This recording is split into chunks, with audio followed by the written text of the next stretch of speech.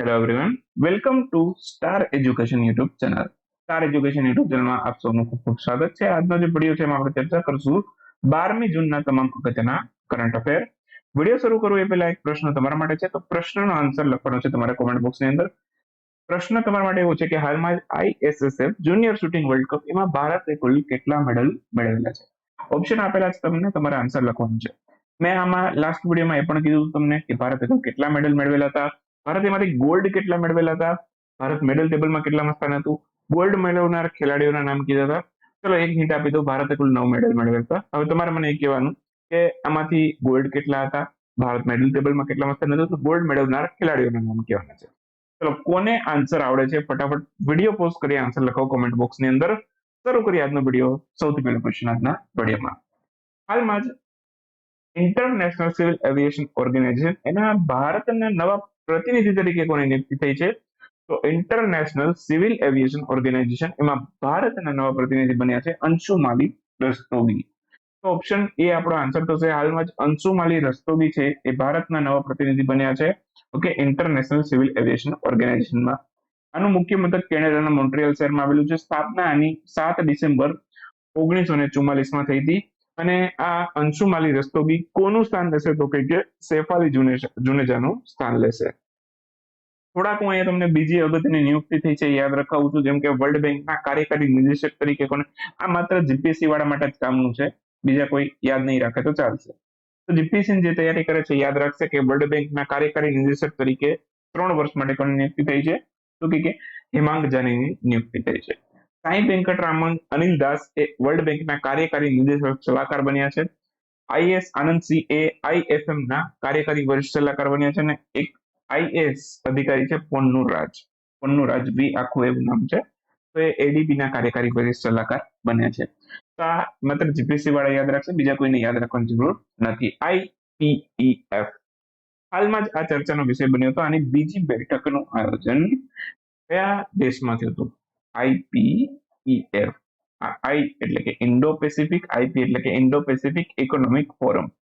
હાલમાં જ આ ચર્ચાનો વિષય બન્યો હતો. અને બીજી બેઠક અમેરિકાના ડ્રોઇટ શહેરમાં થઈ હતી. અમેરિકાના ડ્રોઇટમાં થઈ હતી બીજી બેઠક. તો આઈપીઈએફ એમણે supply chain council, supply chain crisis response network and labour rights advice network, તો આની સ્થાપના માટે આઈપીએફ એટલે કે ઇન્ડો પેસિફિક ઇકોનોમિક ફોરમે સહમતિ વ્યક્ત કરી છે. આમાં સભ્ય દેશોની સંખ્યા કુલ 14 છે. મે 2022માં આની સ્થાપના થઈ હતી. અને આની બીજી બેઠક અમેરિકાના ડ્રોઇટ શહેરમાં હમણાં જ થઈ હતી. હાલમાં જ કયા રાજ્યની અરાકુ કોફી અને કાલી મિર્ચ એટલે કે કાળા મરી એને આપેડા દ્વારા જૈવિક પ્રમાણીકરણ આપવામાં આવ્યું છે? તો કાળા મરી અને અરાકુ કોફી છે એને જીઆઈ ટેગ પણ પ્રાપ્ત થયેલો છે. તો આંધ્રપ્રદેશની બધી પ્રોડક્ટ છે એને આપેડાએ જૈવિક પ્રમાણીકરણ આપ્યું છે. જીઆઈ ટેગ આપવો એ અલગ વસ્તુ છે, ને આપેડાનું જૈવિક પ્રમાણીકરણ મળવું એ એક અલગ એક પ્રકારનું સર્ટિફિકેશન મળે આપેડા દ્વારા. તો આપેડા છે એ વાણિજ્ય અને ઉદ્યોગ મંત્રાલય અંતર્ગત કાર્ય કરતી એક ગવર્મેન્ટ બોડી છે, ગવર્મેન્ટ સંસ્થા છે. તો આપેડા છે એ વાણિજ્ય ઉદ્યોગ મંત્રાલય અંતર્ગત કાર્ય કરે છે. આનું જે પૂરું નામ થાય છે શું છે?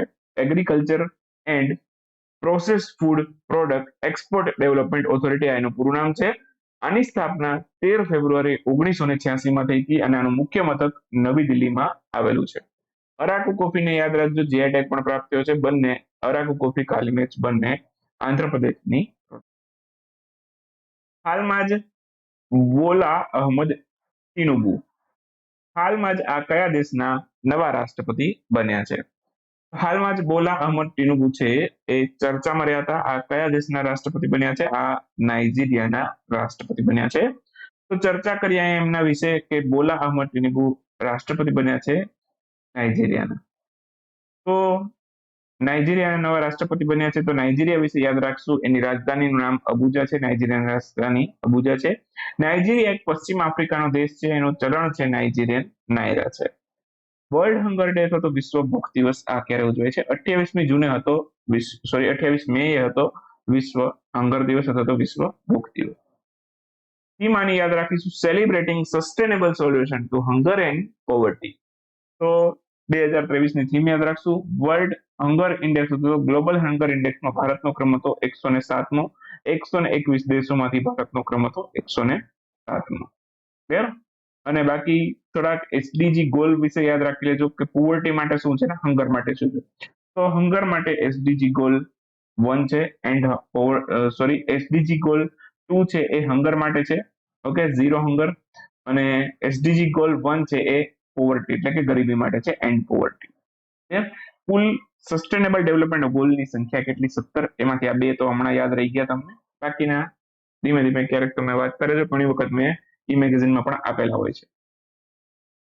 ક્યારેક ક્યારેક એવો ક્વેશ્ચન આવી જાય કે ભાઈ એસડીજી ગોલ 3 માં શેનો સમાવેશ થાય છે, અથવા તો કોઈક એસડીજી ગોલનું નામ આપી દે, કયા કયા નંબરનો એસડીજી ગોલ છે, એવા ક્વેશ્ચન આવતા હોય છે. હાલમાં જ નોરોડોમ સિહામોની એ ભારતની વિદેશ યાત્રાએ આવ્યા હતા. તે કયા દેશના રાજા છે? તો નોરોડોમ સિહામોની છે એ કંબોડિયાના રાજા છે. તો આન્સર આવશે ઓપ્શન સી. હાલમાં જ ભારતની વિદેશ યાત્રાએ આવેલા હતા. કંબોડિયા ભારત વચ્ચે રાજનૈતિક સંબંધોના 70 વર્ષ પૂરા થઈ ચૂક્યા છે. અને એમના પિતા છે નોરોડોમ સિહાનોક, એ 1963માં ભારતની વિદેશ યાત્રાએ આવી ચૂકેલા છે. એમના પછી આ બીજા વ્યક્તિ છે કે જે ભારતની વિદેશ યાત્રાએ આવે છે. કંબોડિયામાં સૌથી મોટું હિન્દુ મંદિર આવેલું છે, એનું નામ છે આંગકોર વેટ ટેમ્પલ. ઓકે, અને કંબોડિયા છે એ આસિયાનનો સભ્ય દેશ પણ છે, એ પણ આપણે યાદ રાખીશું કંબોડિયા. ચર્ચામાં રહેલા અટલ ભૂજલ યોજના કયા વર્ષ સુધી વિસ્તારવામાં આવી છે? જો 2025માં સમાપ્ત થવાની હતી, પણ હવે આને એક્સટેન્ડ કરી દીધી ગવર્મેન્ટે 2027 સુધી. 2027 સુધી એક્સટેન્ડ કરી છે. તો આન્સર આવશે આપણો 2027. ઓપ્શન બી આપણો સાચો આન્સર થશે. અટલ ભૂજલ યોજના 2027 સુધી એક્સટેન્ડ થઈ ચૂકી છે, 2025માં પૂરી થવાની હતી. પ્રશ્ન પરીક્ષામાં એવો પણ આવે કયા મંત્રાલય અંતર્ગત કાર્ય કરે છે? તો જલ શક્તિ મંત્રાલય અંતર્ગત કાર્ય કરે છે. આ યોજના શરૂઆત ક્યારે થઈ હતી? 2020માં આ યોજના શરૂ થઈ હતી. જળ શક્તિ મંત્રાલય શરૂ કરી હતી. ભારતના કુલ 7 રાજ્ય 80 જિલ્લાની અંદર આ ચાલુ છે. 7 રાજ્ય કયા છે? લગભગ 8 છે મારા ખ્યાલથી, જોઈ લઈએ આપણે. તો ગુજરાત, હરિયાણા, મધ્યપ્રદેશ, કર્ણાટક, 7. ગુજરાત, હરિયાણા, મધ્યપ્રદેશ, કર્ણાટક, મહારાષ્ટ્ર, રાજસ્થાન અને ઉત્તર પ્રદેશ, આ 7 રાજ્યમાં આનો સમાવેશ થાય છે. આઈસીસી વર્લ્ડ ટેસ્ટ ચેમ્પિયનશિપ એનું ટાઇટલ કોણે જીતી લીધું? તો આઈસીસી વર્લ્ડ ટેસ્ટ ચેમ્પિયનશિપ હમણાં થઈ હતી, આ ઇંગ્લેન્ડમાં થઈ હતી. આયોજન ક્યાં થઈ હતી એવું પૂછે તો ઇંગ્લેન્ડમાં. અને હાલમાં જ આનું ટાઇટલ છે બરાબર એ ઓસ્ટ્રેલિયાએ જીતી લીધું છે.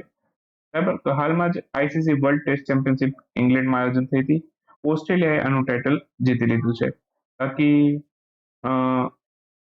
ફાઇનલમાં ઓસ્ટ્રેલિયા કોને હરાવ્યું એવું પણ પૂછે તો ફાઇનલમાં ભારતને હરાવી આ ટાઇટલ જીત્યું છે.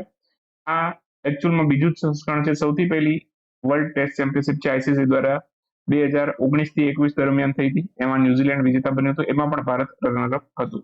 એ પણ ઇંગ્લેન્ડમાં જ આયોજિત થઈ હતી. જૂન 2023માં ભારત એ સૌ પ્રથમ વખત નીચેનામાંથી કયા દેશ સાથે મેરીટાઈમ પાર્ટનરશિપ એક્સરસાઇઝ ઓમાનની ખાડીમાં ભાગ લીધો છે? તો ભારત, ફ્રાન્સ અને યુએઈ વચ્ચે એક મેરીટાઈમ પાર્ટનરશિપ એક્સરસાઇઝનું આયોજન થયું છે, ભારત, ફ્રાન્સ, યુએઈ વચ્ચે. અને સૌથી પહેલી વખત આનું આયોજન થયું છે. એમાં આઈએનએસ તર્કશે ભાગ લીધો છે, અને આનું આયોજન છે ઓમાનની ખાડીમાં થયું છે. આંતરરાષ્ટ્રીય બાલ મજૂરી દિવસ ક્યારે ઉજવાયેલો? 12 જૂન આજે છે આંતરરાષ્ટ્રીય બાલ મજૂરી દિવસ.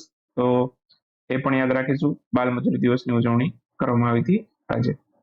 ઓકે, આંતરરાષ્ટ્રીય શ્રમ સંગઠન એટલે કે ઇન્ટરનેશનલ લેબર ઓર્ગેનાઇઝેશન દ્વારા આ દિવસ ઉજવાય છે. ઓકે, 2002માં સૌથી પહેલી વખત ઉજવાયેલો હતો. અને 2023ની થીમ યાદ રાખીશું, social justice for all and child labour. આ એની થીમ હતી. થોડાક વન ક્વેશ્ચન જોઈ લઈએ. તો પ્રશ્ન એવો છે સૌથી પહેલો કે હાલમાં જ એડનબર્ગ વિશ્વવિદ્યાલય એમણે હિન્દી ભાષામાં ક્લાઇમેટ સોલ્યુશન નામથી એક પાઠ્યક્રમ શરૂ કર્યો છે. આ કયા દેશમાં આવેલું છે? એડનબર્ગ છે એ સ્કોટલેન્ડમાં આવેલું છે, અને સ્કોટલેન્ડની રાજધાનીનું નામ જ છે એડનબર્ગ. કદાચ જો તમને રાજધાનીઓ ખબર હોય વિશ્વના દેશોની તો પણ તમે એટેન્ડ કરી. હાલમાં જ કયા રાજ્યની સરકારે નમો શેતકારી મહાસન્માન યોજના શરૂ કરી છે? તો આ મહારાષ્ટ્રની સરકારે શરૂ કરી છે. એકનાથ શિંદે મુખ્યમંત્રી છે. ઓકે, તો અને રાજ્યપાલ પણ છે રમેશ બેસ. હાલમાં જ ભારતે કયા દેશ સાથે મળીને ઇન્ડસ એક્સ ઇનિશિયેટિવ શરૂ કર્યો છે? તો ઇન્ડસ એક્સ ઇનિશિયેટિવ અમેરિકા અને ભારત બંને મળીને શરૂ કર્યો છે. 6 ક્ષેત્રમાં આપસી સહયોગ માટે આ શરૂ કરવામાં આવ્યો છે. હિમાચલ પ્રદેશના 28માં મુખ્ય ન્યાયાધીશ કોણ બન્યું છે? તે બન્યા છે MS રામચંદ્ર રાવ, એ હિમાચલના મુખ્ય ન્યાયાધીશ બન્યા છે. હાલમાં ચર્ચામાં રહેલ મોઘર યોજના કયા રાજ્યની યોજના છે? આ ઓડિશાની યોજના છે. અને ગૃહલક્ષ્મી યોજના આ કયા રાજ્યની યોજના છે? આ તેલંગાણાની યોજના છે. બસ આ સાથે આપણો વિડીયો આજનો અહીંયા સમાપ્ત કરીએ. મળશું આવતીકાલે, ઓકે, નવા વિડીયો સાથે. તો કરંટ અફેરનો કોર્સ લેવો હોય તો ₹599 પ્રાઇસ છે. જીપીએસસી પરીક્ષાઓ નજીક આવે છે પછી પ્રાઇસ વધશે. તો $299, આ $599 છે 1 વર્ષ માટે છે, અને $299 છે 3 મહિના માટે છે. તો ટૂંકા ગાળા માટે લેવો હોય તો આ કોર્સ લો, અને લોંગ ટર્મ માટે લેવો હોય તો 1 વર્ષનો કોર્સ લો, એ સસ્તો પડશે. તો જેમને પણ ઈચ્છા છે વહેલી તકે જોડાઈ જાય. અને થોડું ઘણી બધી નવી અપડેટો આવવાની છે, બરાબર? તો એ ધીમે ધીમે જેમ જેમ આવશે એમ હું તમને જાણ કરતો રહીશ. તો મળીએ નેક્સ્ટ વિડીયોમાં. ત્યાં સુધી રજા લઈએ.